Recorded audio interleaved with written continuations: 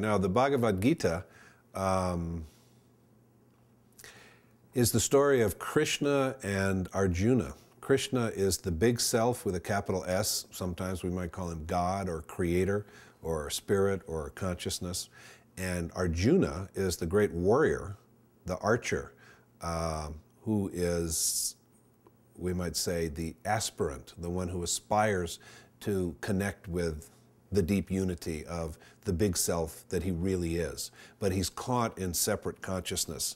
He can't feel that. And so he's the example of when we're in our small s self, our individuated or individualized self apart from the great integration with consciousness. Okay? So it's the drama of e pluribus unum. You know, it's the drama of being separate in the world and also experiencing, you know, being connected to everything that is. It's that dialogue that goes back and forth where Krishna embodies the awareness of the big self and at the same time is also manifesting as an individual. So at the end of their great dialogue back and forth, Krishna says to Arjuna,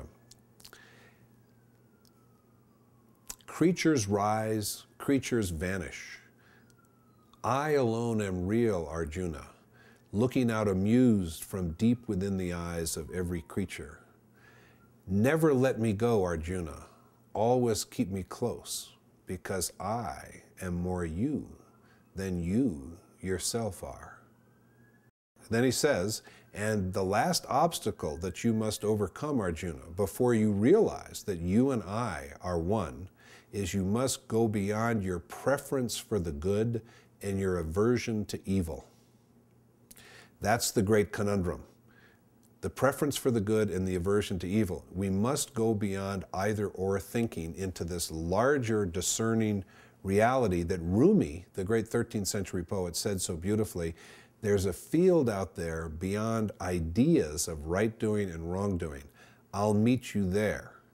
Now, what he did not say was there's a field out there beyond right doing and wrongdoing. No, he said there's a field out there beyond ideas of right doing and wrongdoing.